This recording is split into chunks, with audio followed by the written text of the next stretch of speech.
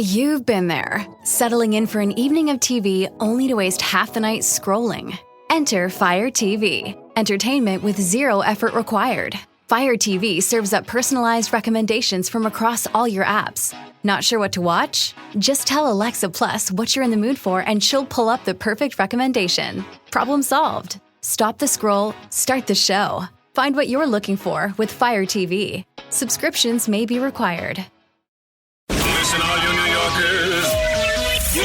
Taxi. Okay, we're looking around. This is the 77 WABC minicast. Sunday morning. Well, with today's John Terrett to give us the financial news for the Cats Roundtable. Well, John, where the heck are we? Well, John, once again, it is oil that is the tail that's wagging the dog. It's been a wild ride, all about oil all week. WTI crossing over $100 a barrel, Brent 119. They came down a bit, though, when President Trump and Scott Bessent started talking about Iran on Thursday. And then they came down even more when the U.S. allowed Russian oil to be sold again and distributed, but not to Cuba or the DPRK, which is North Korea. Of course, we both know we could wake up tomorrow and find that this war is over, and then probably oil prices will resume where they were a few weeks ago, or at least close to it. Gold had its biggest weekly loss in 6 years. That's interesting. They're sort of eyeing $4,000 per troy ounce now. That's very interesting indeed. As for the markets, well, best forget them for the time being. There is definitely a bias towards selling now. But I noticed that the S&P 500, the broad market, is only down 5 or 6%. Which is really panic status, I don't think. Of course, on Friday we had triple witching. Well, I mean, there's a lot of problems because, AI and people don't know how to judge it sometimes, and the computer chips and the war and the price of oil, inflation, and then Powell. Powell is sticking the cucumber someplace, and trying to screw up interest rates. So you tell me what's going to happen. Yes. Well, let me put that in a more eloquent fashion, shall I? Yes. The Federal Reserve You're British. You have to put it in an eloquent manner. I know. So, yes to all of that, then. Everything you said and more, it's all true. The triple witching on Friday certainly didn't help things, that's for sure. $5.7 trillion of options expiring on Friday. That just equals volatility. Company news. FedEx beating on the top of the bottom line. Great guidance going forward. They say they see no fuel impact as a result of Iran.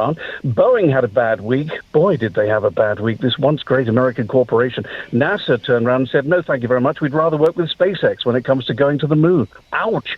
Disney has a new boss, Josh D'Amaro. He favors streaming and parks going forward. Amazon's introducing 1 or 3 hours delivery. You can pay for it. $5 if you're a Prime member, $15 if you are not.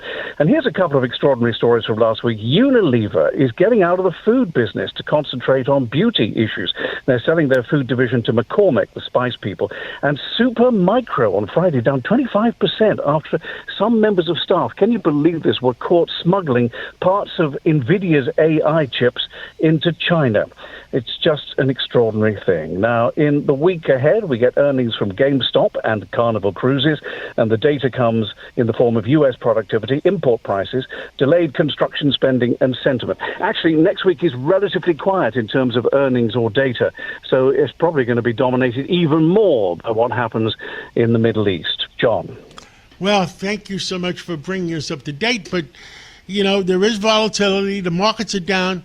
My advice to all my friends are buy equities, sell oil short, because when this thing straightens out in the next 30 to 60 days, then the market will recover and the price of oil will settle between 55 and 65. That's my opinion. Yes.